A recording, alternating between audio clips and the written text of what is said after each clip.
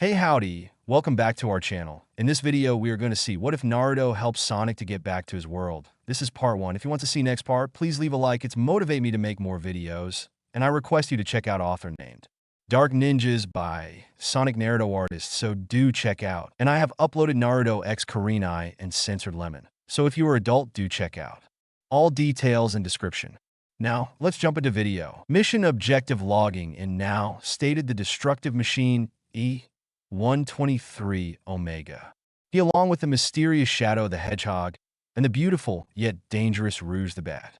Omega continued and said mission status online. A mysterious light energy is detected 20 meters in the forest. Investigate possible Eggman connection or possible signs of Chaos Emerald activity. Shadow, running across the forest floor for with the only people on this planet he could stand or possibly call his friends. He never used that word to describe them. Allies maybe, but he never did want to get too close. He did put his past behind him, but the past can repeat. He just looked on ahead dead silent. Rouge, seeing Shadow's glare, just sighed and kept quiet as all three of them hurried to the strange light. Unlike Shadow or Omega, Rouge just wanted to live her life. She had a great job, 2 great friends, and was getting paid all these jewels for these missions. They all stopped at the light, and Shadow finally said something. Omega, what does your scanner say about this light? Omega responded by looking at him. Energy is TO diverse TO decipher. However, this may be a portal judging by the shape and velocity. Rouge said, well, we should find out. It is what we are paid for. She flew up to the light. It felt mystifying yet haunting at the same time. She put her hand through it and felt something on the other side. She then turned to the others and said, Omega, you were right. It is a portal. Maybe you could harness the... She was interrupted by the portal sucking her in. She grabbed onto the edge and tried to get free, but the suction was too strong. A mechanical hand wrapped around her wrist. Omega was trying to pull her back in. However, he too was being pulled in by the suction. Omega unintentionally hit Rouge coming towards her, forcing her in the portal. Omega tried his best to fight out, but even the robot himself couldn't escape. Shadow jumped up and tried to pull Omega out, hoping to at least save one of them, but Omega pulled him in after he lost his grip. Surrounded by lightning and being pulled in different directions, Shadow managed to shout, Omega, Rouge, be strong, okay? I'm not going to lose another friend. Rouge and Omega didn't believe what they had heard, but they couldn't respond. They just nodded and all three were separated. Shadow was spat out in a forest area, landing rather roughly. Instinctively, he hid, hearing voices. He looked over and saw 3 human children and 1 adult, each dressed differently. One of the children was jumping up and down with joy over something, and the other 2 just stared at them. He then got a better look at them. The hyperactive one, who could make Sonic seem tolerable by comparison, was wearing a bright orange jumpsuit. The raven-haired boy, who was wearing a blue jacket with a red and white symbol on his back, looked at him with a look that made Shadow feel social. The pink-haired one, who was the only girl he could see, was wearing pink dress and was looking at the raven-haired one like Amy does with Sonic. The adult of the group was wearing a military getup and a mask that caused Shadow to wonder why he wore it. They were soon joined by an old man with a backpack on his back, and they set off. Curious, Shadow followed them. Shadow kept himself hidden, even when they were being attacked by 2 people in grass hats. Shadow even learned their names while following them. Hyper was named Naruto, Ravenhair was called Sasuke, Amy Rose Light was called Sakura, the old man was called Tazuna, and the masked man was called Kakashi. It was quiet, and they all decided to set up camp, Kakashi being the only one still up. He then said, you can come out. I know you've been following us all day. Shadow remained quiet, but stepped out after a kunai knife almost hit him. When he emerged, he got the biggest wide-eyed he'd ever seen. Kakashi said, just what are you? Shadow looked at him, then sighed and said, so, this must be another world, because where I'm from, I'm well known. It was infamously yes, but he wasn't lying. Meanwhile, Kakashi was going nuts. He is literally staring at a living, breathing alien life form. He pinched himself to make sure he wasn't dreaming. Sadly, he wasn't. He got another look at his otherworldly visitor. He pitched black fur minus the white puff on his chest. His shoes looked bizarre, like something was installed in them. He had white gloves with gold bracelets, and the spikes on his head were a combination of black and orange. Yet even through all the strangeness of him, Kakashi could tell he wasn't a threat to his team because he didn't even feel his chakra. After a long stare, Kakashi then said, "I'm Kakashi Hitaki, leader of Squad 7. Shadow sighed and said, "My name is Shadow the Hedgehog, my world's ultimate life form." Kakashi stared at him, thinking to himself, "I thought Sasuke had the ego. This guy's on another level of arrogant." Shadow turned to walk away when Kakashi said, "Hey, wait. You want to come along with my team and I don't think most people on this world would be this kind to you due to your appearance." This caused Shadow to stop and think to himself, "I have to find Omega and Rouge. That's going to be near impossible if I'm attacked constantly. For now, I have to trust them." Shadow turned and walked back and said, "Fine, but know this. I'm looking for my—" Shadow then stopped, but nodded himself, sure that is what he said, "friends. If you get in my way of finding them, you're as good as dead." Kakashi sighed and said, "Fine, welcome aboard." After a lot of strange looks from Naruto, Tazuna, Sasuke, and Sakura, they eventually came to accept Shadow into their group. After 3 hours of walking with them, after learning they're on a mission to help a bridge builder home, Shadow started to have his own opinions on all of his new allies. Kakashi was the only one so far on this planet he could stand. He was wise, kind, and a bit bizarre with the way his headband is strapped over his eye. The only complaint Shadow had was about some book he kept pulling out to read. Naruto began to remind him more and more of the blue annoyance he has at home. He was reckless, stupid, and above all else completely childish, never taking anything seriously. Then there was his ability to always challenge Sasuke to a fight, much like Sonic did to him back home. Sakura was Amy Rose Light to a T, with some minor changes. Instead of chasing the hero type like Naruto, she stalked the bad boy type in Sasuke. Also, Shadow understood why she was around, or that Naruto would like her, because she was intelligent. Brains appear to be short in this team, so it's nice to see someone outside of Kakashi who was smart. Sasuke said 3 words to Shadow, making the legendarily antisocial hedgehog feel like he was the most popular guy on his planet. He seemed troubled by someone.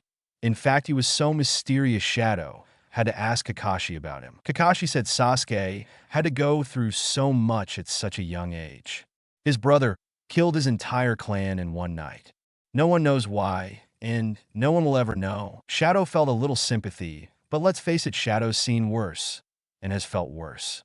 He was created by a mad alien dictator and an all-too-brilliant scientist, live on a colony in space for 2 months, gaining the friendship of a girl who was there or she would have died. Said colony gets under attack, and the girl gets killed in front of his eyes. Add the time he lost his memory, the fact that half the planet is scared of him, or that his boss only hired him because he felt bad about trying to kill him.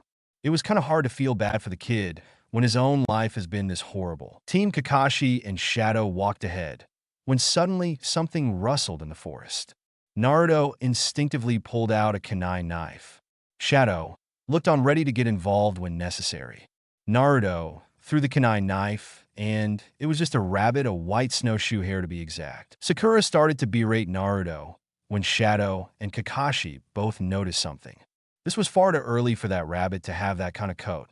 Shadow heard something, and Kakashi did too, as both of them pushed down the others, avoiding a 20-foot sword. They all turned in shock to see a gray-skinned man with bandages and jumper pants staring at them. Kakashi said Zabuza Manchi, the exiled ninja of the hidden mist. Naruto, who was getting antsy, charged but was cut off by Kakashi's hand. Naruto, stand down. He's different from the guys we battled earlier. He paused. If he's our enemy. He lifted the band from his eyes, revealing it to be completely red with black swirls on it. Zabuza, who was staring at them all, said, "So Kakashi Hitaki, the copycat ninja." He jumped down. "I'm honored you know my name." A thick mist started to cover the area. "By the way, the black rat with you is interesting. You make a deal with that slithering nut job from the hidden leaf." Shadow's ear twitched a little, hearing him taunt him, and kick Zabuza in the face once he got close enough to the Tanzuna. Shadow humphed and said, "As much as I'd love to embarrass you right now. Kakashi was first, fight him, and if you somehow win, you'll face me." Kakashi bolted next to him and stabbed Zabuza with a kunai knife. Oddly enough, instead of falling over like Shadow's kick, he turned into water. Kakashi stated, shocked. Water clones. Sasuke started to add all this up. That means that this guy could be anywhere. Shadow's fast, but he can't see him in the mist. All this has me on pins and needles. He was visibly shaking, and then Zabuza appeared out of nowhere with a kunai knife. Weakling, blood splattered, but to even Shadow's shock, Kakashi stood there with his hand impeded in the knife. Sasuke, don't worry, he turned his head with a happy expression. I won't let my friends die in battle. Kakashi forced Zabuza back, and two more Kakashis rose from the water. They swarmed Zabuza, but he just cut them down with ease. He found the real Kakashi and forced him into the water. Zabuza stood proudly, as a sphere of water encased Kakashi. Naruto and the others tried to run towards him, but Kakashi said, "Guys, run away with the bridge builder. Once I was captured, this mission was a failure. Just get going." Before Naruto or anyone else could say anything, they heard a loud chaos control. Shadow appeared out of nowhere and kicked Zabuza in the back of the head, sending him to land. "Now then, I don't believe I gave you my name, Zabuza." Shadow's signature boots allowed him to hover over the water. Shadow could swim, but swimming slowed him down a little. Plus, he didn't want his shoes wet. He was tossing a green stone up and down in the air. Zabuza was about to say something when, in a flash of green light, Shadow was there again, arms crossed, and said, "My name is Shadow. I'm the world's ultimate life form."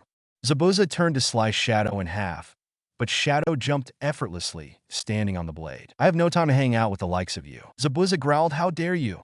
A weird-looking rat is an ultimate life form. Don't make me laugh."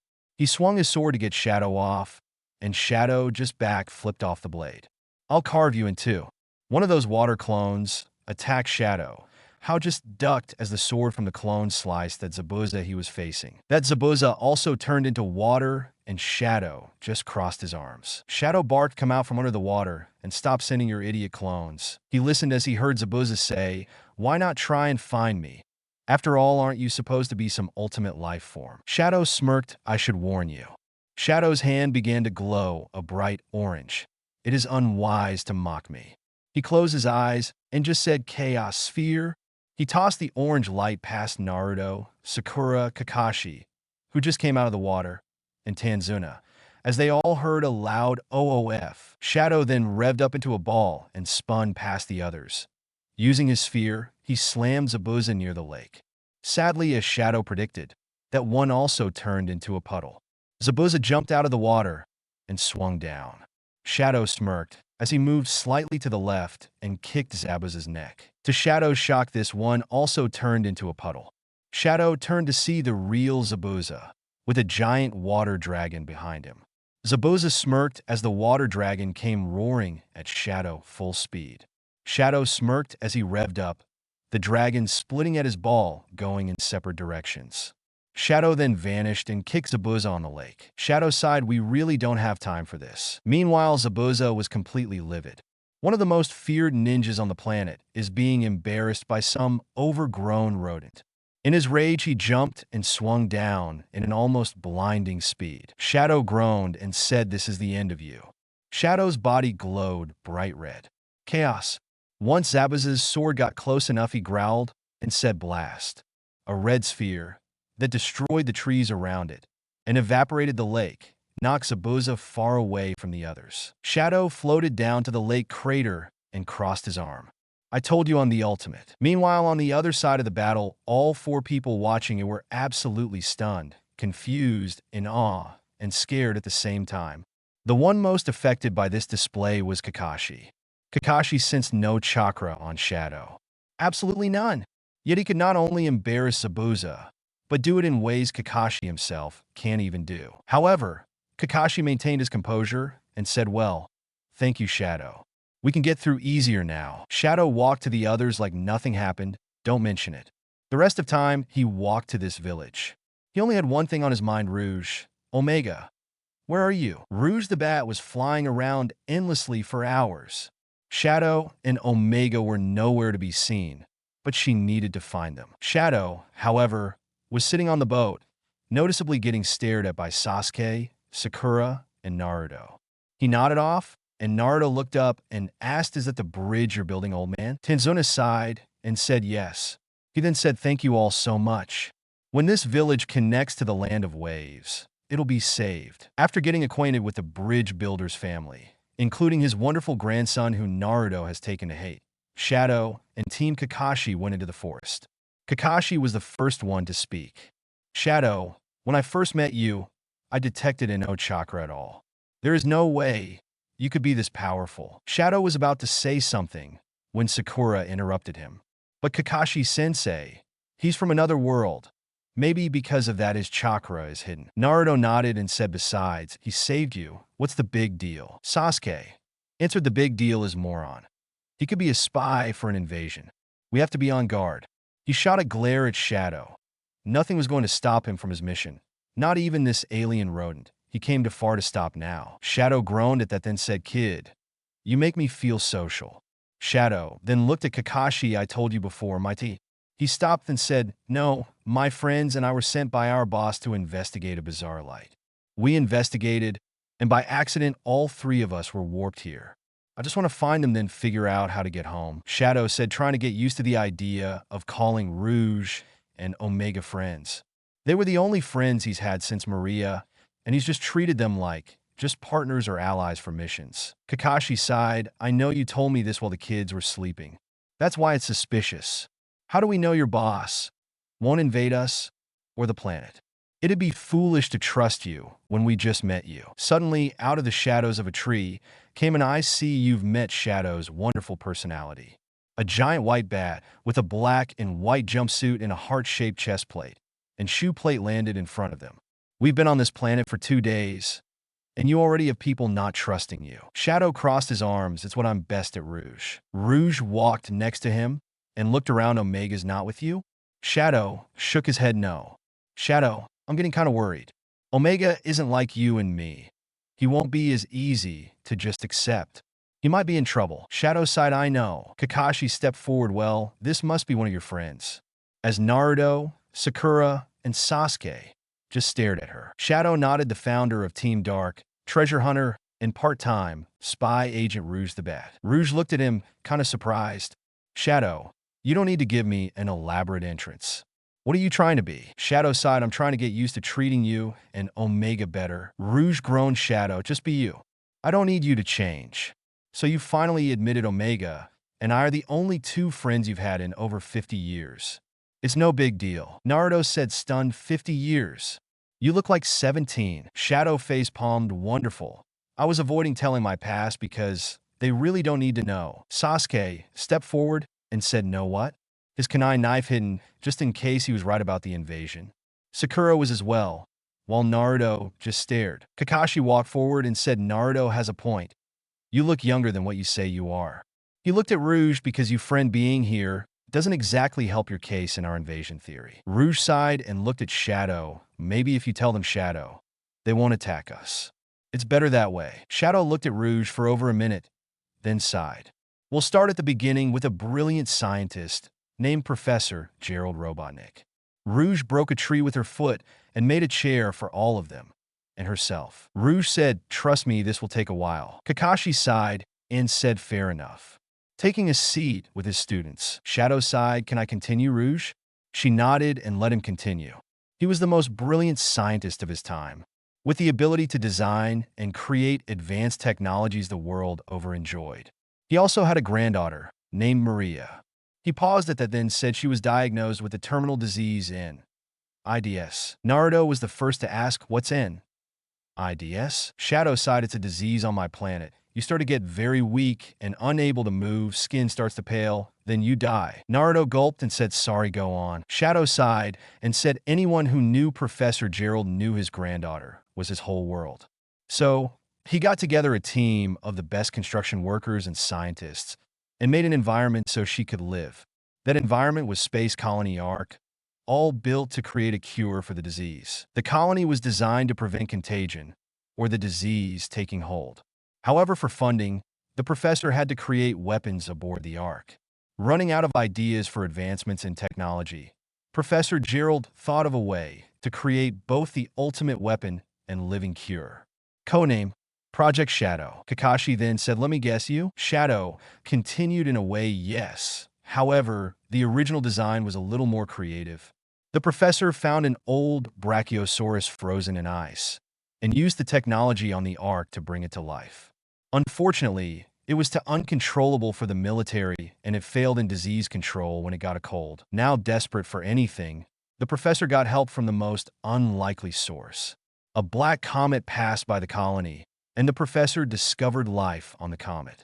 This was not unnoticed by the leader of the race, known as the Black Arms, Black Doom. Sakura thought to herself, wow, with a name like Black Doom, you really aren't being subtle at all. Shadow was still talking. Not being incredibly stupid, he rejected Black Doom's request to get him the 7 mythical Chaos Emeralds. However, Black Doom read the professor's research program and stated that he has lived for over 2,500 years. Not once did he get sick or ill. So, secretly to all his fellow scientists, the soldiers that worked there, and his own granddaughter, they struck a deal.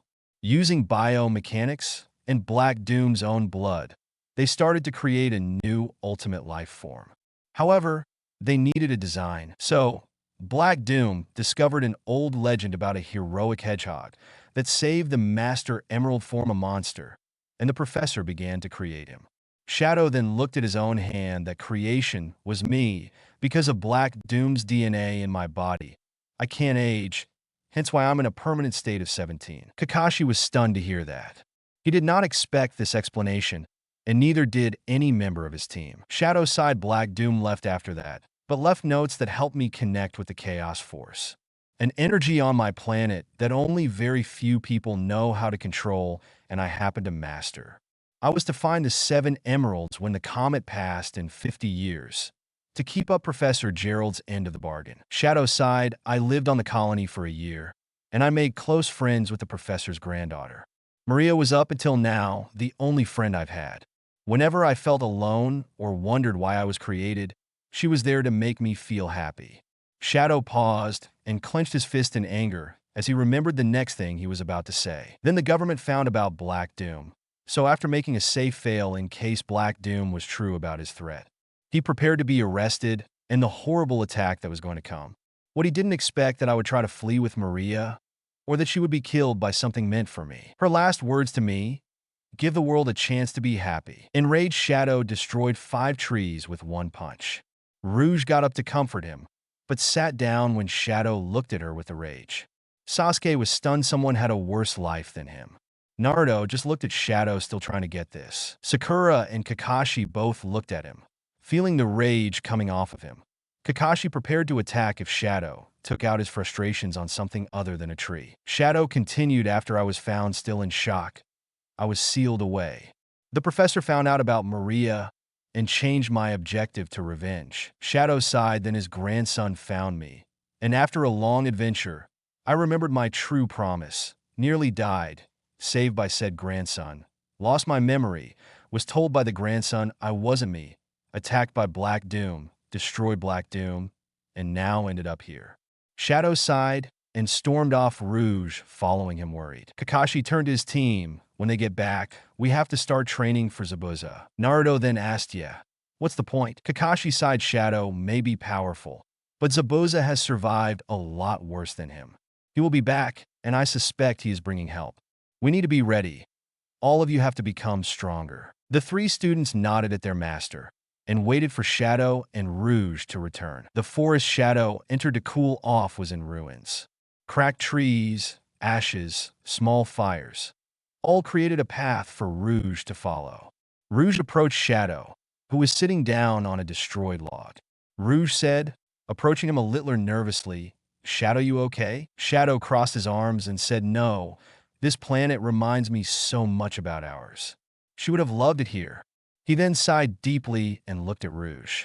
It's hard to put the past behind me when it's so horrible to forget. Rouge sat down and sighed, Shadow, this isn't like you.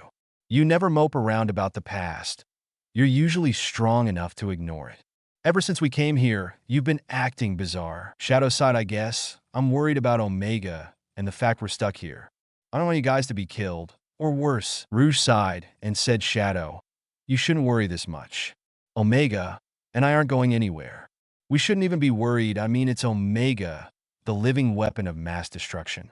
If he could rip Eggman's machine open with his bare hands, he could take care of some ninja. Shadow looked up at her and got up. We should go back to the others. Meanwhile, in a hidden location in the land of waves, Zabuza Momochi was nursing his wounds from his bat, beating from Shadow. He was livid, beaten by a no-named, disgusting rodent. He tried moving but was pushed down by a feminine-voiced person with a white mask. Zabuza, you should rest. It's not smart to strain yourself. Zabuza growled, I'm fine, Haku.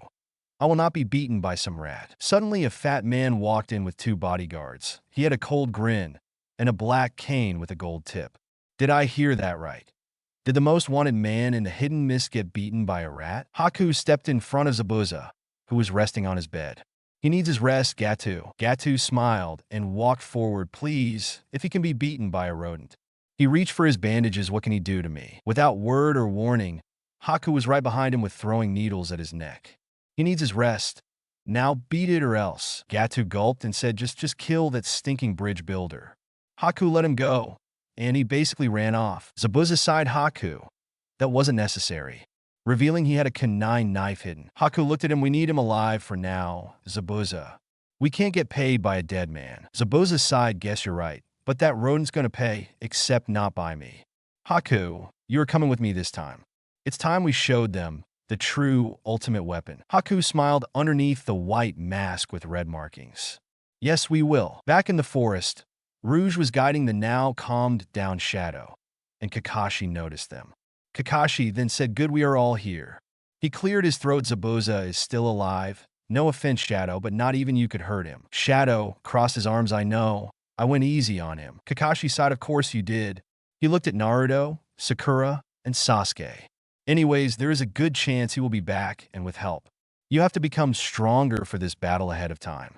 Kakashi looked at them. So today, he revealed 3 very large trees.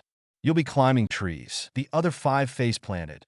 Naruto asked, what the heck is climbing trees gonna do for us? Kakashi sighed. Did I forget to mention you won't be using your hands? Shadow crossed his arms. Not that it's any of my business, but that's a little impossible for your students. He sighed. I can do that easily, but that's only because of my natural super speed. Kakashi just looked at him. I find it fascinating how you just managed to brag and ask a good question in the same statement. He walked forward. I'm guessing you don't have chakra from where you are, so Sakura, please explain it to him. Sakura walked to him and said, well, Shadow, chakra is something inside all ninja. It's a mixture of body and stamina that, if combined together, can create impressive attacks. Like that water tornado you saw when you fought Zabuza. She looked at Kakashi. So, is that what you want us to do? Kakashi nodded. Yes, Sakura. You, Naruto, and Sasuke will have to learn to control your chakra and put it at the soles of your feet. He then went on to scale the tree with no hands like it was a leisurely stroll. He hung upside down and said, don't get the wrong idea. This won't be an easy thing to master, but if you do, no jutsu will be out of your reach. Theoretically speaking, of course. The 3 students nodded and tried, Sakura getting the most hang of it, Sasuke breaking the tree on contact, and Naruto falling off. Kakashi used reinforcement words to force Naruto and Sasuke to try harder. Kakashi turned into looking at Shadow and Rouge. Shouldn't you two be trying to find this Omega guy? Shadow sighed. First things first. You treated me and Rouge with respect despite how we look compared to you or my past. He turned to Rouge. The least we can do is help out. Rouge stretched her legs. Sparring practice? Shadow reached for his rings on his wrist, and Rouge said, wait, Shadow. Don't take those off. Those kids need to practice too. She looked at the trees. Besides, your friends haven't seen what I could do. She flew up, and in one kick, she split 3 trees in half. Shadow, do you mind helping me set the ring this time? Omega usually does this, but he's not here, so Shadow sighed and revved up, destroying tree after tree in his buzzsaw-like ball. He turned to Kakashi and said, mind helping us out? Kakashi, who was more looking at Naruto asking Sakura for help than paying attention to Rouge and Shadow, said sure. He jumped down, and Shadow and Rouge were making a ring out of the logs. Kakashi helped them, then went to read his book. Shadow stretched rules. Rouge sighed, no chaos powers. I don't want to end up in space. No flying, just to keep it fair, and if you fall out of the ring or get knocked out, you lose. Shadow smirked, bring it then. Rouge struck back from his challenge with a kick that thankfully missed him, but hit a ring post, shattering it. Shadow ducked under another kick, and then saw he was at the edge of the ring. He jumped over her, so she missed another kick, then kicked her in the back of the head. She used her hands to rebound and kick Shadow into the post on the other side. Shadow got up, His head scratched, but his pride hurt more. Rouge charged, but Shadow moved to the left and karate chopped her in the back of the neck. Stunned, she hit the ground, but got back up in pain. Shadow turned to receive a boot to the face, sending him into a barrier they set up. Rouge moved and kicked Shadow in the air. Shadow, thinking fast, revved up and spun down, colliding with Rouge's foot. The combined impact knocked them both into the barrier. Shadow and Rouge got up and kicked each other in the face. Rouge and Shadow both fell down stunned. They both wiped the blood from their lips and went for another attack. Shadow ducked under Rouge's leg and grabbed it, tossing the bat out of the ring. Shadow crossed his arms satisfied, and, though he'll never admit it to even Rouge, tired. Rouge walked to him tired and sighed, "Good match, I guess."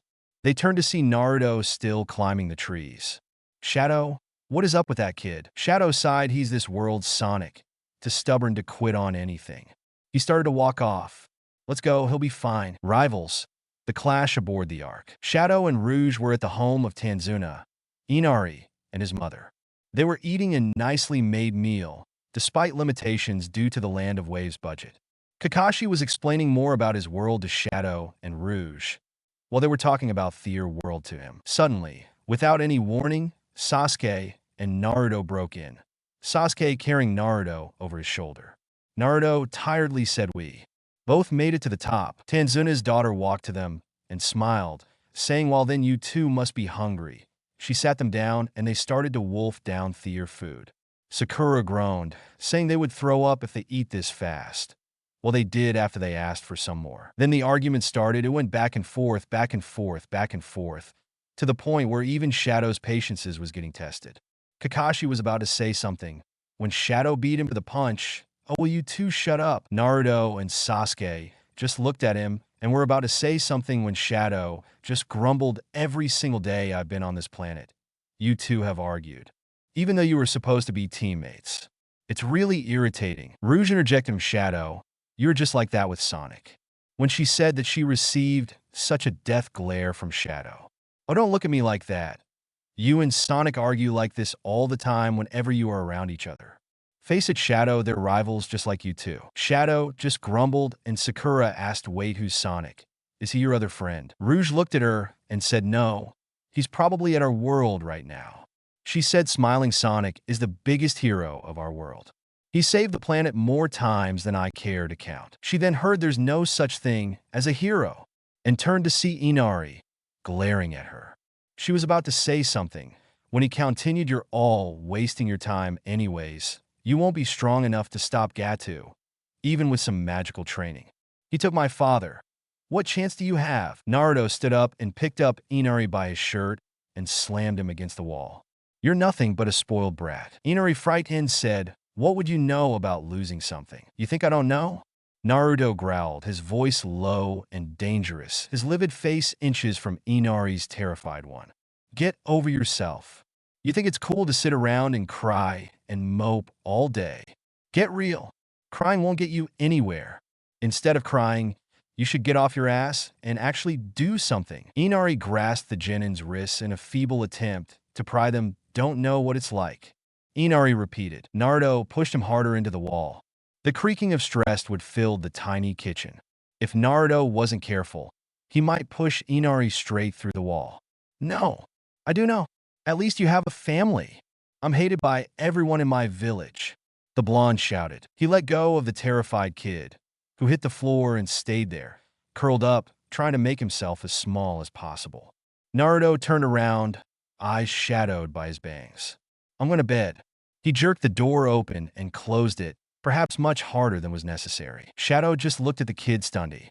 "Didn't mean what he just said, right?" Kakashi grumbled and said, "Rouge, you were saying something." Rouge was stunned, but then said, "Oh, right, Sonic. Well, Shadow, why don't you tell them what happened before we were ordered to check to the light?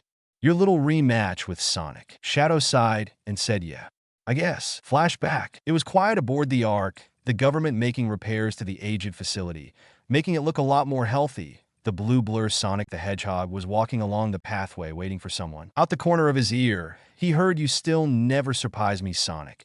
I thought you couldn't even make it to the Ark," and saw the shadows revealed Shadow walking calmly to Sonic. Sonic started to walk next to him. "Deja vu much?" Sonic and Shadow laughed while they walked. Then Sonic looked at his hand. I still have it, you know. He said, moving his hand, revealing the fake yellow Chaos Emerald Tails made a copy of the fake and gave it to me. Shadow just looked at the yellow emerald. I still can't believe you used the Chaos Control. Using an emerald that's fake. They started to run. There's a lot more to you than you let on. Why did you show up anyways? Sonic smirked. Well, I told you the last time we were here. What you see is what you get. I'm just a guy who loves adventure. I'm Sonic the Hedgehog. They started to reach super speed, and Shadow had this to say. I see. Well, then I hope you know I will not go easy on you. This rivalry is coming to an end. They ran across the arc's long platform, Sonic and Shadow neck and neck, on throwing a kick at the other, and the other dodging it.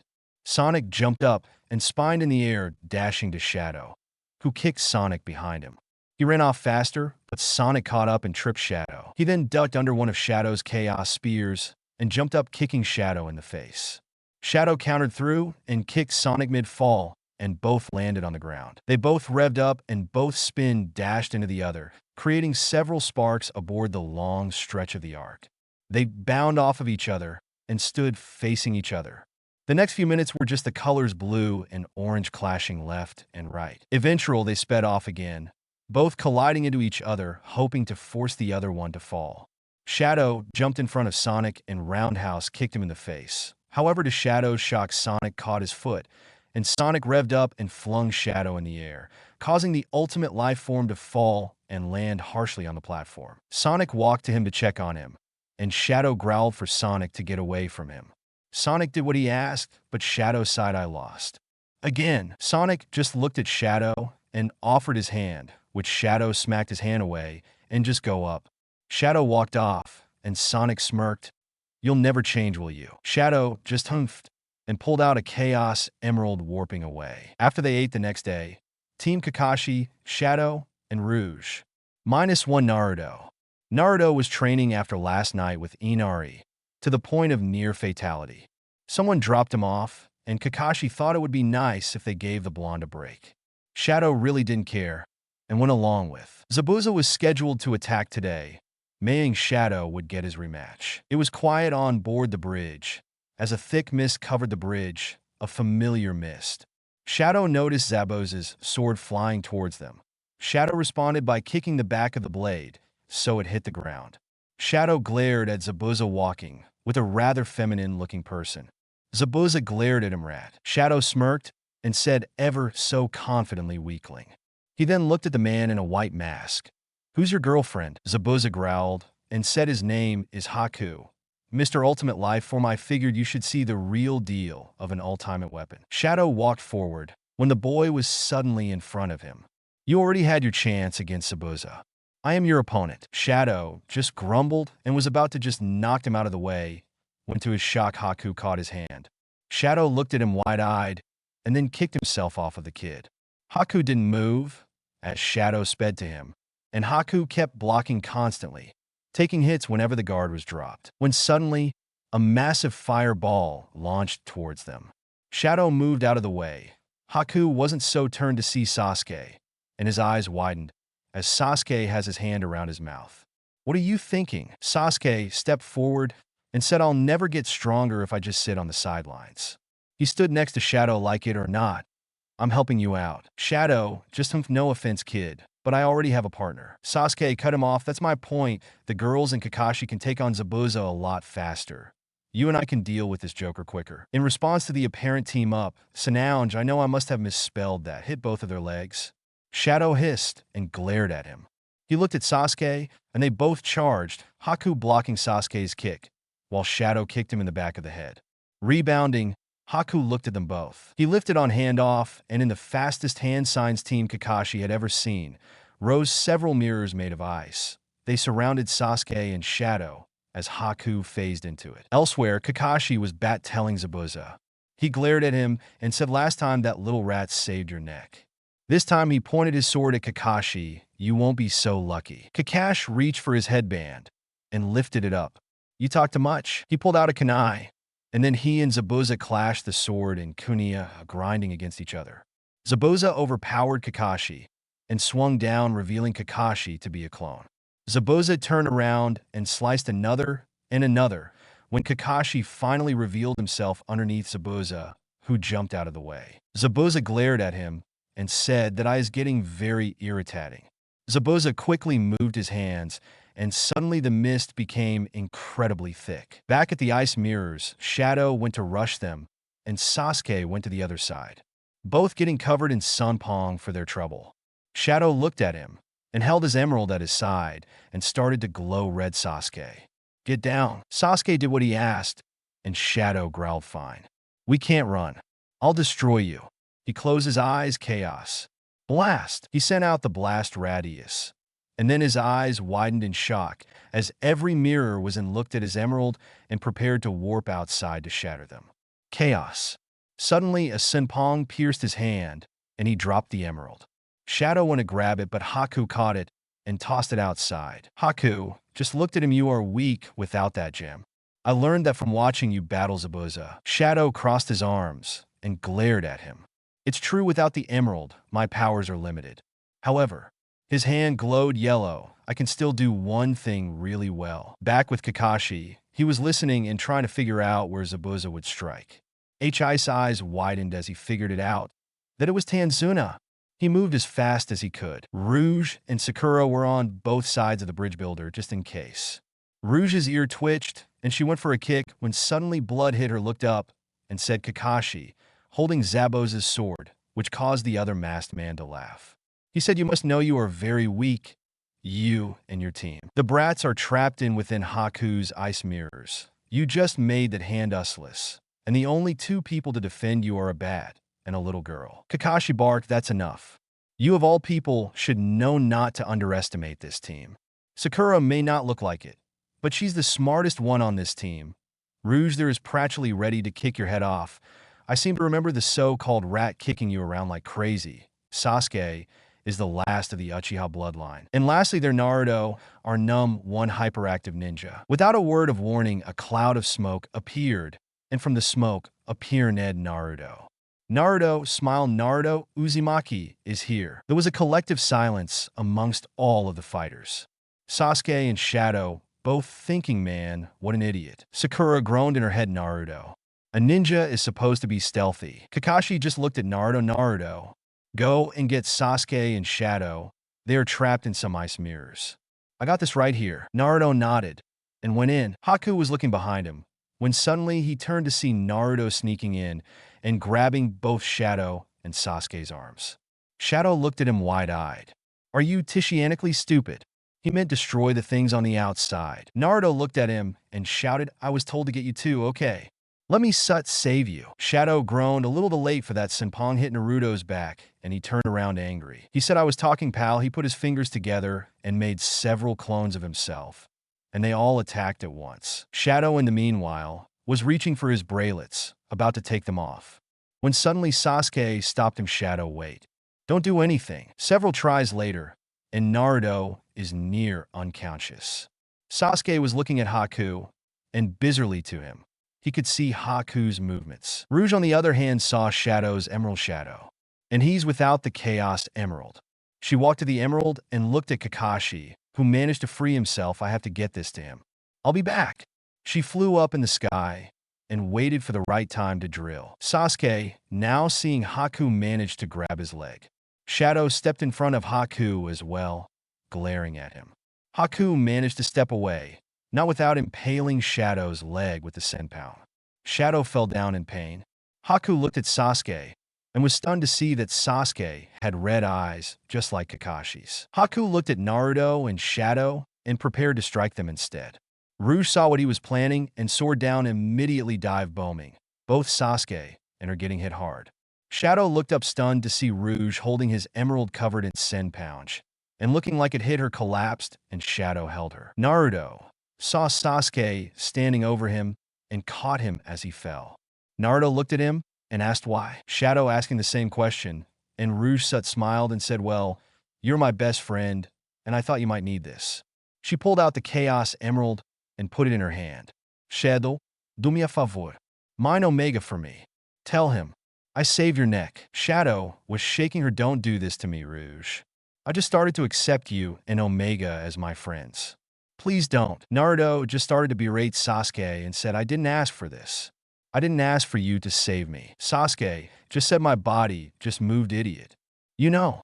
He coughed blood on Naruto's shirt. He's still out there.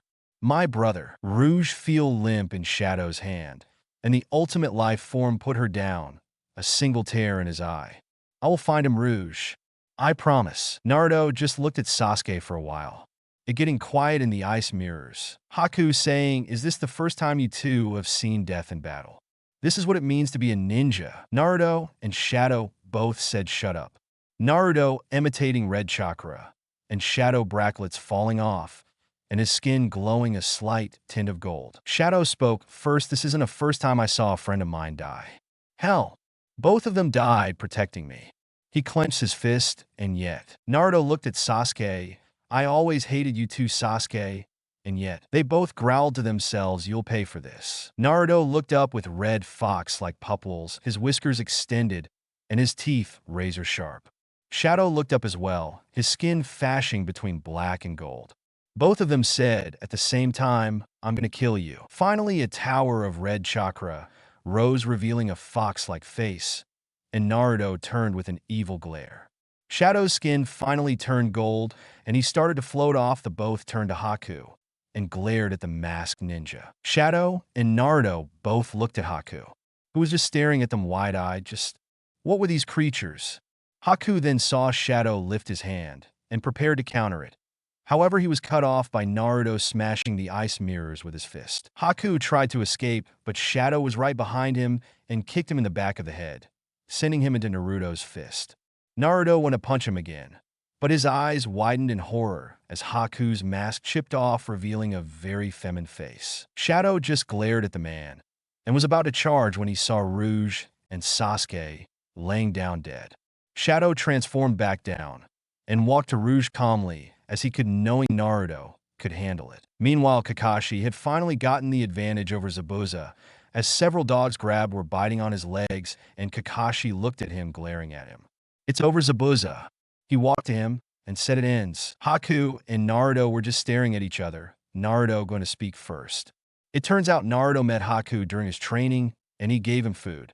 Also, Haku had a past that rivaled Shadow. After being blessed with a gift, then being told it was a horrible thing by his own mother, getting slapped by said mother, having his own father kill his mother, and in return killed his own, and basically being found by Zabuza to be a slave who could never, sometimes he'd spare those he was supposed to kill, proving that he was not a complete some persistence. Haku convinced Naruto to kill him. Naruto looked away and said, if this had been different, we could have been friends, and ran forward. Meanwhile, Kakashi was glaring at Zabuza, his hands starting to spark and spark wildly. He put his hand to the ground, the sparking getting more and more intense as the pressure of the move looked like it was absorbing the mist in the bridge. Zabuza, this is the end. Meet the Chidori, and charged at him in lightning speed. In mid-slash, Haku saw Zabuza in trouble and quickly got in front of Zabuza. The blood splattered on the ground. And then Kakashi stared at him wide-eyed. Haku was impaled right through the chest, causing him to fall over dead, Kakashi breaking his fall. Zabuza looked at him and smirked. Haku always did a great job serving me. He grabbed his sword even to the bitter. He was then cut off by Shadow, who saw the whole thing, grabbing his wrist. Shadow glared at Zabuza and said, enough. You lost. Accept it, or else. When the fog faded, Naruto was revealed, and then Sakura looked back. Naruto, you all right? Where's Sasuke and Rouge? Causing Naruto to look down, revealing the truth to her, causing Sakura to realize it. Danzo saw her hurting and let her go to Sasuke and Rouge. Suddenly, both of them were cut off by arrows landing in front of him. Gato was back, and he had an army of ninjas by him. He smirked and walked boldly to the dead Haku and kicked the side of his face, causing Naruto to charge at him. After being cut off by Kakashi, Gato smirked and said, I can't rely on you for anything, Mr. Demon. You're fired, and you'll die here with all of these brats and the freaky animals. Zabuza glared at him and then back at Kakashi, and Shadow, well, it looks like we have a little enemy mine. Shadow let go of his hand and said, I guess so. Kakashi looked at them, some no-named punks, shouldn't be a problem. Naruto still looked at Gato, who was still at Haku's corpse, and then back at Zabuza. Are you completely heartless? Kakashi looked at Naruto and said, Zabuza is not our enemy anymore. Naruto yelled the hell. He isn't that guy made him your slave, and you don't even care. Is he just some toy to you, or what? Naruto was about to count anew when Zabuza said, tears streaming from his eyes. Kid, shut up and toss me your kunai. Gulping, Naruto did what he asked, and Zabuza put it in his mouth and charged. Gatu, seeing this, hid behind his guards. Taking hit after hit, 2 spears lodged in his back. Zabuza still made it to Gatu. Gatu said, frightened, what are you crazy? Are you so ready to join your little friend Yude? Zabuza growled and said, I can never join him. Haku was always too soft.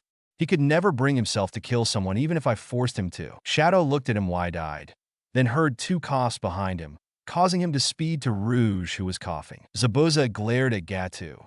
You and I, however, and going to a much different place. A place full of demons and horrible nightmares beyond your comprehension. Oh, yes, I'm gonna love it. You, however, will experience a new type of hell.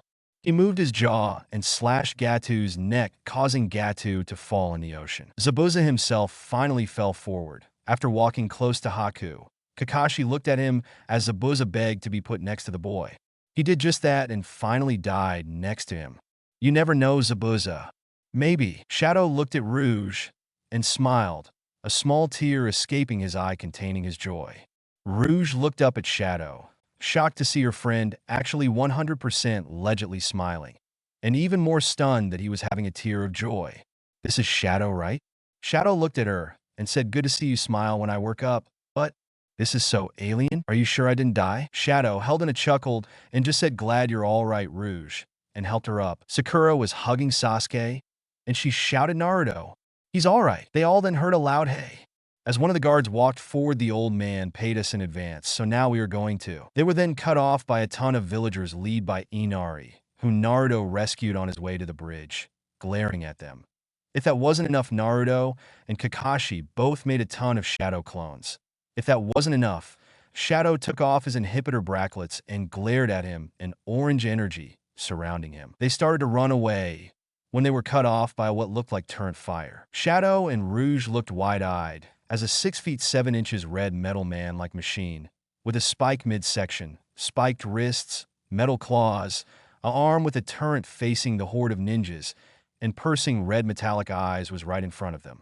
E-123 Omega. Mission objective Shadow and Rouge support. Mission complete. Shadow put his bracelets back on, and Rouge walked forward. Omega. Shadow humphed. Took you long enough. Now in a panic, the ninja all jumped off the bridge and started to swim away, scared for their life.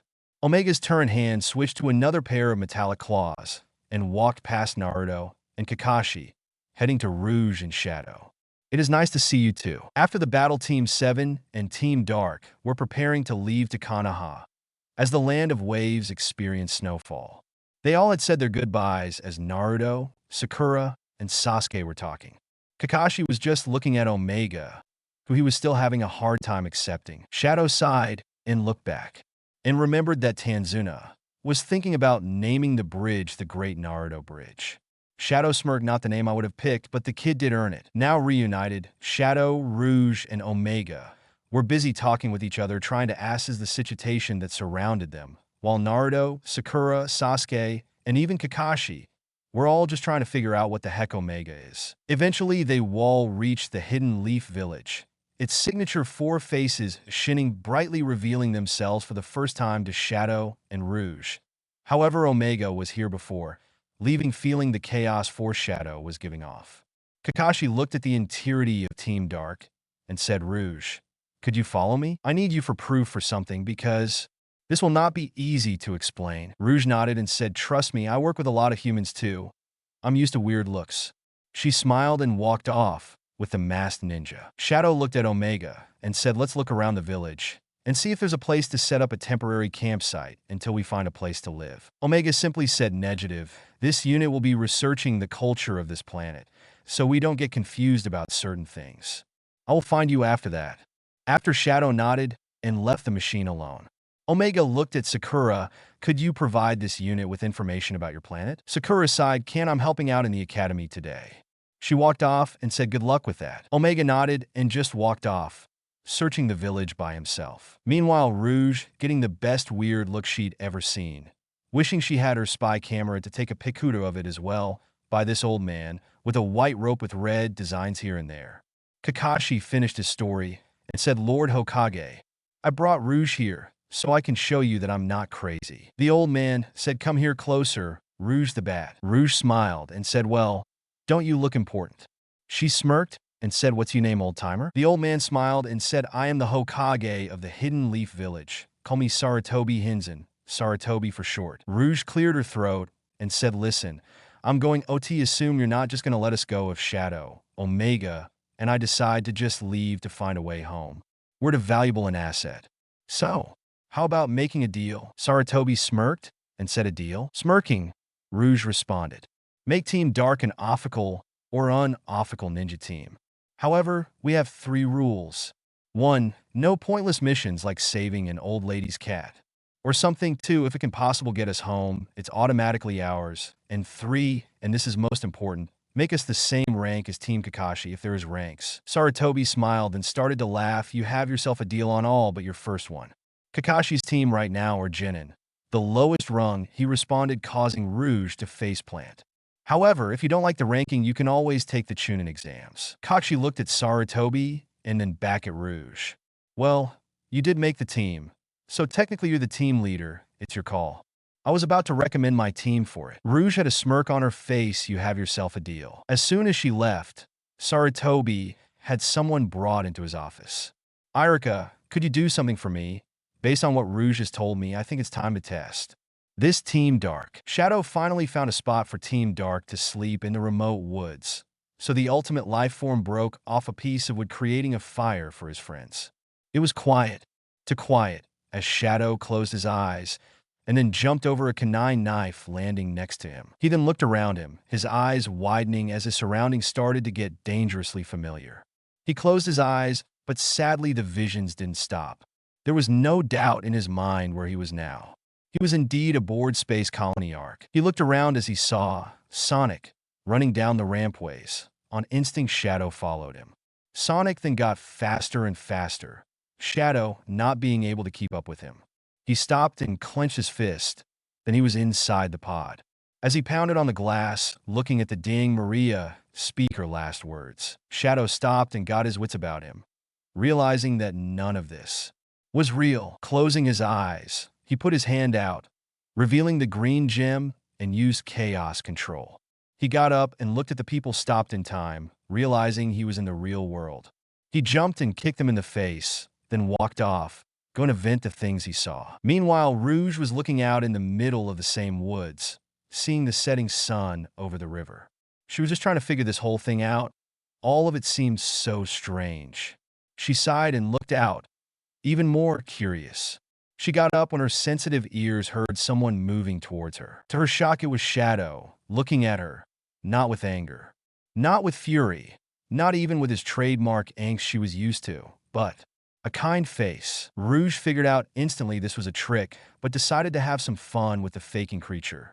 Shadow, what are you doing here? The fake Shadow walked forward and sat down next to her. Just wanted to spend some time with you. I'm trying to figure out this friend thing. Rouge smirked and said it's fine. Shadow, you don't have to change for us. We like you for who you are, extremely angsty and all. Shadow sighed and said, Rouge, thank you. I better. Rouge then stopped him. Just one thing. Who do you think you are fooling? The fake Shadow wanted to respond, but received a quick kick to the face, sending him into a post, transforming him down into someone Rouge never met. She just humphed and got a message from the real Shadow that he found a camp. She walked away, leaving him there. Omega, finally done scanning all the scrolls he could find about the Konoha history, decided to scan looking around for Shadow's energy signature. He found it and started to walk. Then he stopped, seeing 2 things. One is mortal enemy Dr. Eggman, and then he saw Rouge and Shadow tied up, about to fall. He grabbed Eggman by the neck and slammed him against the wall, then heard the rope starting to snap. Omega looked at his 2 friends and fired his hands from his launchers, grabbing them in midair. Omega then scanned them quickly, and then dropped them revealing them not to be real. He then scanned the Eggman and knocked him out, revealing him not to be real either. Omega just walked back to actual friends following the energy signatures. Irika, Kakashi, and a mysterious red-haired woman were all at Saratobi's office, and Irika simply said they're ready. Team Dark arrived at the Chunin exams gate, waiting patiently, standing quietly, as Team Kakashi arrived as well. Naruto was the first to say something to the strange trio. "You guys are taking the exams too?" Sasuke grunted, along with Sakura. "No, idiot, they're just standing here for no reason," Sasuke said, then his eyes met Shadow's. "I hope you know. We won't hold back on you, Shadow." "You have no idea what you're up against," Shadow responded cold. Suddenly, from out of nowhere, they heard the same can be said for you coming from a guy in a gray hoodie with a dog on his head. Omega immediately turned his scanners on subject threat level. "Minor," the hooded guy said, growling a bit. "What did you say, Rust Bucket? At least I don't hide in some armor." The dog boy stepped forward when a guy whose jacket was so big it hid his face stepped in front of him. "Shino, move it," Shino said in a very monotone voice. "There is no point to fight him, Kiba. You'll have to wait till the exams." A female in a white jacket and a bizarre blue duck haircut looked at Naruto and blushed quietly while saying hello, Naruto. Naruto smiled back and said, "Hi, Hinata. You okay? Your face is kind of red?" Rouge face-bombed and thought quietly to herself, "Is this guy colossusly stupid?" She then caught 3 more people entering. A guy who looked bored out of his mind, a rather perky, yet she could tell vain female, and a very husky kid. Sakura caught the blonde girl and glared at him as they left to argue. But at least Rouge caught her name, Ino. They then looked at the raven-haired bored kid and said, "Hi, I'm Shikamaru," who looked bored. "This is so troublesome. I'd rather sleep." Shadow just looked away annoyed as he caught another team entering the room. A bold-cut man with a green jumpsuit, a girl with a pink dress with 2 black buns in her hair, and a guy who just glared at Shadow for no reason. "Stop staring at me, or you'll lose an eye." Shadow glared. "Is that a challenge?" Shadow prepared to do something when the pink-haired girl blocked off the guy. "Niji," the girl said, scolding him, "you were told to behave, and you know it." Meanwhile, the jumpsuit kid, who Shadow learned was named Rock Lee, was next to Sakura and tried, and what Shadow and the rest of Team Dark assumed, flirting with her, but it didn't last long. The kid started to remind him of a certain hyperactive bee back home. Suddenly, the doors opened as Shadow turned to see another team enter. This team felt bizarre, but the most strange one was a kid, red hair, and a gourd on his back. The kid caught an eye with Shadow and walked slowly over to Team Dark with a man in a black outfit with ears on the top and a girl with a giant fan on her back. Shadow looked at the kids approaching him, and red hair said, "You're a strange creature, and you are also lucky I cannot lay a finger on you, or you'd be dead." Unaffected by the dark threat he just received, Shadow was going to fire back when a metallic claw blocked him off. "Shadow, I will deal with him," Omega said, looking at the red-haired kid. "You do not scare this unit or his friend." His arm morphed into a flamethrower. "I will burn you to ashes if you don't leave in 10 seconds. Rouge caught eyes with the fangirl, and they both glared at each other. The fangirl said, "Well, Batgirl, allow me to introduce me and my brothers. I'm Temari. The black-outfitted kid is Kankuro, and the red-haired one is Gaara." Omega was counting until Shadow finally said, "Omega, we need to wait for the exams." "Remember." Omega stopped counting. "Fine. I will terminate him then." Gaara looked at him. "You won't even bother. I'll shatter your armor, then kill you. Just like the others who thought it could protect them." Shadow growled and said, "It's not him you should be worried about." Kankuro stepped in before it got worse and said, "Gaara, we need to leave." "Okay." Gaara growled and said, "Fine. I'll kill him later." Temari walked away too and said bye, Bat. In a few minutes, after a minor detour, they ended up in the first part of the exams. The instructor, Ibiki, said, "Okay, maggots, listen up. The first part of the exams will test your wills of intelligence. If you don't like it, then tough, or you can leave now." He then had a smirk, however. "If you leave, your entire team gets booted out and you'll have to wait till next year." He barked, "I have 3 rules. 1, no talking. 2, if you're caught cheating. 3, no backtalk. Breaking any of these rules will also get your team kicked out." Shadow sat down and looked next to him. There was this guy, but he felt odd to Shadow. He looked at him and whispered, "You look rather odd, but you feel different from the rest. I'm looking forward to facing you in the near future." Though he found him to be odd, Shadow just shook it off and looked at the paper. This whole thing reminded him of you in training back home. Before they taught you certain things, you were put in an impossible situation, and you had to find a way out of it by any means. This to him was incredibly easy, especially the questions. He finished in record timing and looked at Rouge, who looked incredibly bored. Rouge finished her questions almost as fast as she got them. They were standard military questions that she took when she joined and had to do every time she got a promotion. This was basic and easy. She knew Shadow and Omega would have no problem seeing as how Omega's basically a computer and Shadow's brain as well. For lack of a better term, the ultimate intelligence. Omega was done. Having to sit next to Sasuke, he discovered that Sasuke and several others were cheating. Then Omega logically put the things together that was the point, that they were supposed to cheat. However, he already finished, so Omega just showed Sasuke the answers. Sasuke looked at Omega surprised, but did what he had to do. Shadow caught a glimpse at Naruto and immediately felt sorry for the kid. He's not that smart, so this is probably killing him inside. He almost wished he was on his team and would do the mercy of lifting his hand, but he looked at all the others cheating and, like the rest of his team, figured it out that it was what you were supposed to do. He sighed and just looked at his paper, bored out of his skull, but still wary of the guy next to him. Meanwhile, Naruto was losing his freaking mind. He thought he was done with this after he graduated from the academy, and these tests were near impossible. Top it all off, he's sitting next to a girl who he found odd, but pretty nice. The poor guy was actually considering quitting.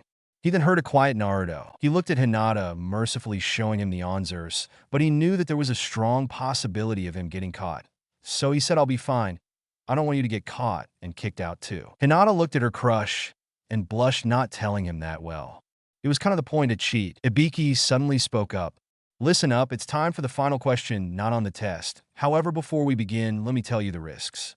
If you get this wrong, you go back to the academy. If you're going to bow out now, so you aren't hated for the rest of your life. Because if a single one of your teammates get it wrong, you all share the punishment." Immediately, about half the room bowed out, not wanting to risk it all, or were plants. Shadow looked back at him teammates, who all gave him a confident nod. Then they looked as something shocking happened. Naruto, the dreamer who was willing to risk everything, lifted his hand. It was quiet in the room until Naruto slammed his hand down. "I don't care about this stupid 10th question, and I don't care if I do get knocked back. I'm still going to be the Hokage someday." And no matter what, a look of confidence filled the room with everyone eyes forward, now motivated by some kid they've never met. Ibiki smiled and said, "Well then, if you were done." He cleared his throat. "Congratulations. You all passed. The last question was to see if you had the guts to see if you counted you on." Shadow smirked and said, "Is that so?" Ibiki looked at him and said, "Yes. That's so." Right as his words left his mouth, a mass of black passed through the window, shattering it. Then the shadow expanded, setting all the shinobi on edge, as the banner was pinned to the ceiling with kunai, and a gaudily dressed woman, wearing little but a fishnet bodysuit and a trench coat to protect her modesty, stood before the remaining teams. Anko Mitarashi, "Sit down, shut up, and pay attention. Now line up and head to the next part of the exam." The teams did what she said. As Ibiki looked at the exams, the three other worldly visitors got every single question right. Yet the kid who inspired everyone didn't answer a single question at all. Team Dark and all the other squads were taken to the forest, when Anko stated rather boldly, "Welcome to the second exam, simply titled the Forest of Death. Your objective is simple. You each have a scroll, a heaven and an earth scroll. All you have to do is get the scroll and make it back to the tower within 3 days. If you can't, go home. We'll fish your bodies out later." Shadow nodded slightly as Rouge was handed an earth scroll. Shadow then turned, as he was the gentleman who sat next to him during the first part, eyeing Sasuke.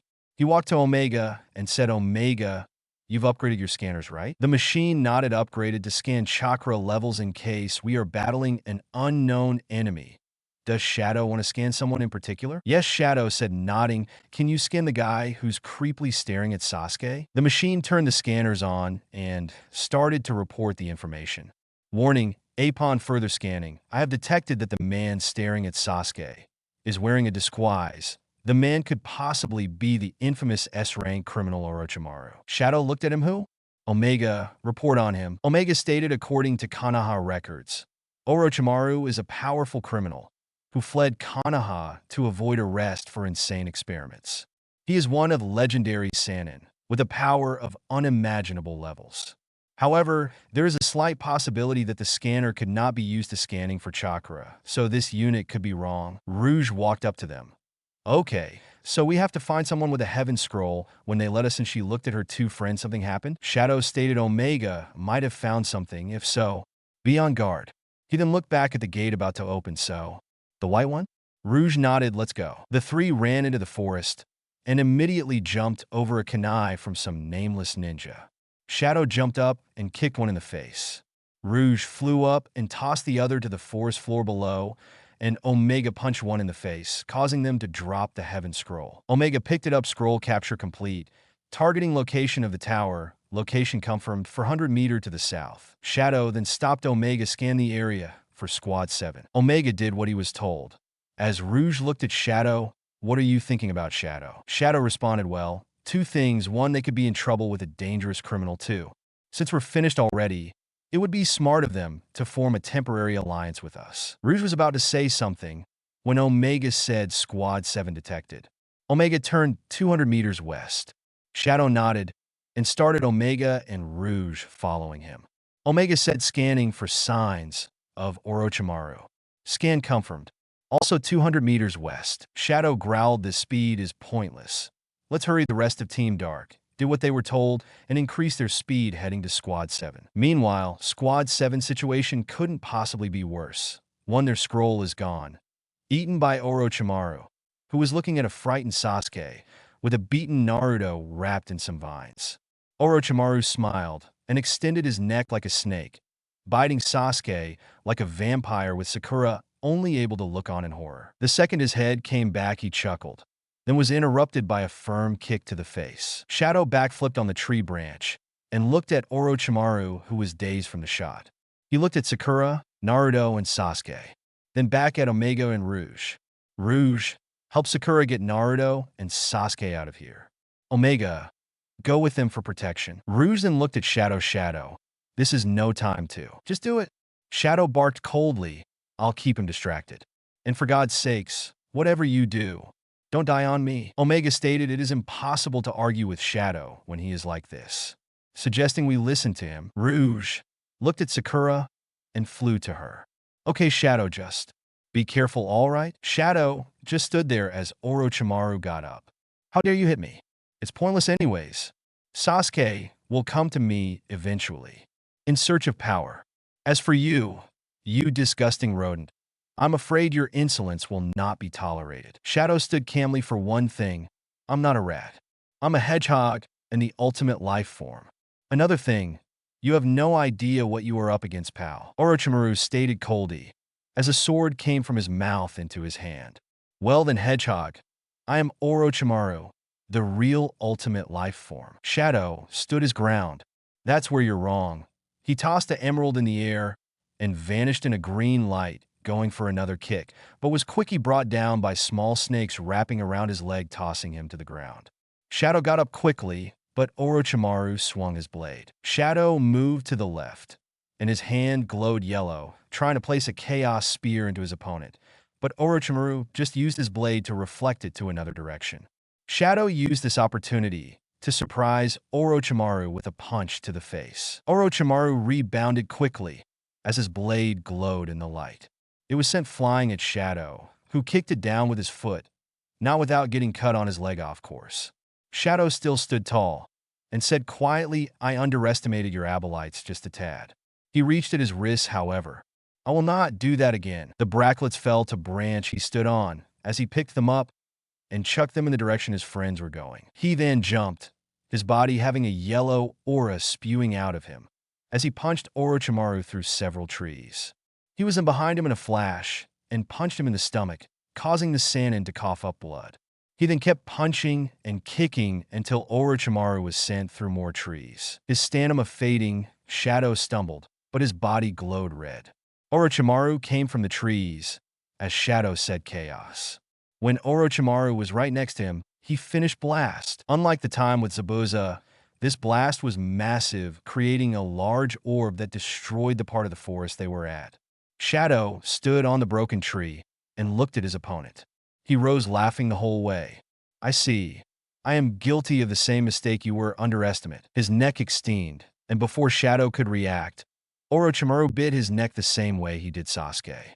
However, Shadow grabbed his neck afterwards. I have had. He flung him through a dead tree. Enough of you. Shadow wobbled as he was caught by a concerned Rouge, who saw Shadow's chaos blast. Rouge saw something on Shadow's neck, but decided it was wiser to get out of there. Orochimaru laughed. Well, he certainly is powerful. I'll have two. For the price of one. Rouge got to Sakura's campsite and watched the girl defending herself against some enemy ninja. Rouge went to help, but Sakura caught her eyes. Sakura tossed UPS a kunai with a note to her, at the risk of getting punched by one of the three ninja attacking her. Rouge grabbed the note and read it quickly. It said, Omega went to find you too. Don't worry about Naruto, Sasuke, and me. We can handle ourselves, promise. Just find Omega. We'll meet you at the gate. Rouge sighed and did what she was told, and thankfully heard a loud crack in the background, along with Sasuke's voice. Shadow was still not moving, but the mark was acting weird, flashing green, like it was trying to find something. Rouge kept going when she moved past a giant hunk of metal being thrown at her. She dived after it when she realized it was Omega and put her two friends on a tree trunk. She turned and saw Orochimaru licking his lips. My, such power in this little team. He looked at Shadow and Omega, especially these two. The armored one attacked me with some strange round objects. What are they? Rouge stood quietly, knowing he meant Omega shot at him, and it didn't do anything like I'd tell you. She stood in front of Shadow and Omega. Omega was damaged, but it wasn't that bad. She could fix him up easily. What are you after? You snake, she said, glaring at him. He laughed and said, power, of course. And you three. Unique individuals certainly have that. You all are incredibly intelligent, quick, and most importantly, you know no such thing as mercy. He pointed at Shadow, especially that one. I felt it in my bite. He has no chakra. So sadly my curse seal would not work on him. Only weaken him, because his body is trying to reject this new energy it's feeling. Now getting nervous, Rouge stood next to Shadow, knowing he was going to attack. Her eyes widened when he just vanished. She was calm, however, and used her supersonic hearing to land a firm kick to his face. She heard cracking, praying it was his neck, but sadly, it was his nose. Orochimaru smiled. That creature hurt him like her friends, broke his nose. He smiled and just licked the blood pouring down his face. You're strong, yes. He opened his mouth and pulled out that sword Rouge saw earlier with Shadow. However, strength only gets you so far in this world. Rouge tried to react when he charged, but sadly Orochimaru stabbed her wing before she could fly away. She jumped and kicked the sword out of his hand, but the thing floated and cut her shoulder as she moved out of the way of the thing flying at her. She saw him going after Shadow and moved as fast as she could, blocking the guy off with her powerful leg. However, shifting her weight like that put too much pressure on her should, making the wound worse than before. Orochimaru could only laugh. Yes. Yes. Strugle in Vine. Make this so more enjoyable. Rouge spat bitterly, her shoulder hurting like crazy. She looked at Shadow and Omega. She tried to pick them up, but her shoulder gave out. Orochimaru was looking at her trying, and couldn't help but laugh. She couldn't run. She couldn't hide. It was hopeless. Rouge stood in between the unconscious Shadow and the turned-off Omega, her shoulder bleeding like crazy. She said very bitterly and angrily, shut up, causing the Legend Art Seinin to look at her, not expecting a bold statement from someone so injured. She glared. It's true, compared to the walking war machine, Omega, and Shadow, the ultimate life form in almost every way, I'm not that strong. However, I'm still strong enough. She pulled something from her gloves to kick your laughing face off. The object started to blink like crazy, causing Rouge to toss them, all three of them exploding near Orochimaru. He stood there, his sword raised, when he got a rather unexpected kick to his face. She jumped in the air and started to rotate her body like crazy, spiraling into Orochimaru, sending him to the forest floor. She stood above him, trying to think of an escape route, but before she could do that, she was grabbed by several small snakes, getting tossed into the tree trunk. Orochimaru stood pointless. He rested the blade at her neck. I admire your bravado, but you're simply outmatched. You should have run when you had the chance. Meanwhile, at the top of the tree, an orange blur came flying down, kicking Orochimaru in the face, causing the blade to get knocked away. He stood next to Rouge and said darkly to Orochimaru, "Hurt her like this again, and I'll rip out your damn heart and show it to you while you have your last 7 minutes on this earth," and laugh in her face. Shadow turned his head and said, "Thanks, Rouge. You saved my life back there. You should rest." She smiled and said, "Omega?" Self-repairing himself. Squad 7? Shadow asked curiously. Rouge got up. Sasuke, Naruto, and Sakura are okay too, by the sound of the voices. Sasuke may give you a run for your money at the exams. She looked at him. "What about your neck?" Shadow fell to his knees. He panicked, getting tired. "It's made of chakra. So, my guess is since my body isn't used to it, it's rejecting it." He smirked. "Guess I have no choice. By the end of this little trip here, I'm going to figure out how to go Super Shadow at will." Rouge looked at Orochimaru, getting back up from Shadow's surprise kick. "Okay. So, you're okay and can move." Shadow sighed. "We have to run, don't we? It's called tactical retreat. Let's face facts here. That thing's causing you to frequently fall on your knees. I'm injured, and Omega's on a tree fixing himself," she said, looking at her prideful friend. Shadow sighed and said to Orochimaru, "We'll count on this some other time," he said, glaring at Orochimaru. "Till then, we have to go." Orochimaru laughed. "Is that so? Well then, I look forward to our rematch, Team Dark." He sunk into the ground because so far, it will be most entertaining. Sakura stopped seeing Shadow, Rouge, and Omega. Sasuke, Naruto, Kabuto, look, it's Team Dark. Sasuke stopped as well. "They helped us out with Orochimaru. We owe them." He looked at Naruto and Kabuto, some kid with silver hair, glasses, and a purple outfit. The three jumping down to support the team. In reality, Shadow getting supported by Naruto, Sasuke, and Kabuto supporting Omega, and Sakura supporting Rouge. The two teams, plus Kabuto, set off to the exam entrance. Thanks for watching till now. If you're still watching this video, then comment 3 blue emoji in comment section to let me know. And please do check out the author and leave a kudos on their story. Link in description.